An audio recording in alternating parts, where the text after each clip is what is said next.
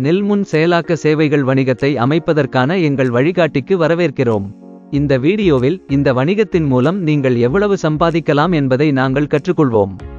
தேவையான ஆரம்ப முதலீட்டையும் நாங்கள் உடைப்போம். இது 2 வகைகளாக விழும். நிலையான மூலதனம். முதலில் வணிகத்தின் வருமானத்தை பற்றி பேசலாம். ஒரு சிறந்த சூழ்நிலையில் ஒவ்வொரு சீசனிலும் நீங்கள் 5 லட்சம் முதல் 6 லட்சம் ரூபாய் வரை சம்பாதிக்கலாம். மேலும் அது சிறப்பாகிறது.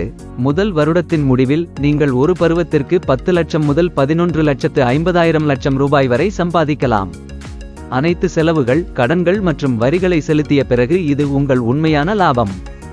இரண்டாவது அல்லது 3ஆம் ஆண்டு முடிவில் நீங்கள் ஒவ்வொரு சீசனிலும் 20,50,000 முதல் 26 லட்சம் ரூபாய் வரை சம்பாதிக்கலாம். உங்கள் வணிகத்தில் 28 லட்சம் ரூபாய் முதலீடு செய்வதன் சாத்தியமான வெற்றி அது. அடுத்து 28 லட்சம் ரூபாய் நிலையான மூலதனத்தை பற்றி விவாதிப்போம். இயந்திரங்கள் மற்றும் உபகரணங்கள் போன்ற நீண்ட கால சொத்துக்களில் முதலீடு இதில் அடங்கும். இயந்திரங்கள், விவசாய உபகரணங்கள் அல்லது உள்ளூர் அல்லது பிராந்திய சமூகத்தில் உள்ள விவசாயிகளுக்கு சேவைகளை வழங்க பயன்படும் எந்த உள்கட்டமைப்பையும் வாங்குவது பற்றி நாங்கள் பேசுகிறோம். நிலையான மூலதனத்தில் காப்பீடு, உரிமங்கள் மற்றும் அனுமதி போன்ற செலவுகளும் அடங்கும். தினசரி 8 ஏசர்கள் திறன் கொண்ட நெல் ப்ரீ ப்ராசஸிங் சர்வீசஸ் பிசினஸை தொடங்கும் போது உங்களுக்கு இந்த வகையான இயந்திரங்கள் தேவைப்படும். நெல் முன் பதப்படுத்தலுக்கு உங்களுக்கு நெல் கதிரடிக்கும் இயந்திரம் தேவைப்படும். நெல் கதிரடிக்கும் இயந்திரம் என்பது நெல் தானியங்களை அவற்றின் தண்டுகள் மற்றும் உமிகளிலிருந்து பிரிக்க பயன்படும் ஒரு கருவியாகும். கையால் செய்வதை விட இது செயல்முறையை வேகமாகவும் எளிதாகவும் செய்கிறது. நாளொன்றுக்கு 12 முதல் 15 ஏக்கர் கொள்ளளவு கொண்ட ஒரு இயந்திரம் சுமார் 27 லட்சம் ரூபாய் செலவாகும். அடுத்து, எங்களிடம் இந்த இயந்திரத்தின் செயல்பாட்டு மூலதனம் இல்லை.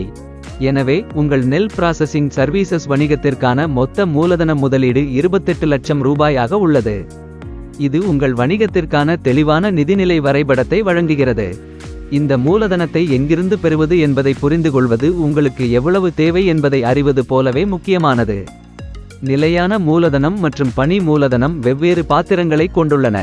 எனவே அவற்றின் ஆதாரங்கள் தனித்தனியாக இருக்க வேண்டும். சாதனங்கள் மற்றும் இயந்திரங்கள் போன்ற நீண்ட காலத்திற்கு உங்கள் வணிகத்தில் இருக்கும் சொத்துக்களில் நிலையான மூலதனம் முதலீடு செய்யப்படுகிறது. இது விரைவாக பணமாக மாறாததால் நிலையானது என்று அழைக்கப்படுகிறது. நிலையான மூலதனத்தை உயர்த்துவதற்கு தனிப்பட்ட சேமிப்பு, நண்பர்கள் மற்றும் குடும்பத்தினரின் உதவி, கூட்டாண்மை அல்லது லாபத்தை மீண்டும் முதலீடு செய்தல் போன்ற உடனடி திருப்பிச் செலுத்த தேவையில்லாத நீண்ட கால, பொறுமை ஆதாரங்களை கவனியுங்கள். இந்த நிதி திட்டமிடல் மூலோபாயத்தின் மூலம் நீங்கள் ஒரு வெற்றிகரமான நெல் ப்ராசஸிங் சர்வீசஸ் பிசினஸை ஸ்தாபிப்பதற்கான உங்கள் வழியில் நன்றாக உள்ளீர்கள். குறிப்பு: இந்த வணிகத்தின் இயந்திரங்கள் செம்பருத்தி மற்றும் மக்காச்சோளத்தை முன்கூட்டியே செயலாக்குவதற்கும் பயனுள்ளதாக இருக்கும். வியாபார பயிற்சியாளர் சேனலுக்கு லைக் செய்யவும், பகிரவும் மற்றும் குழு சேரவும். பார்த்ததற்கு நன்றி.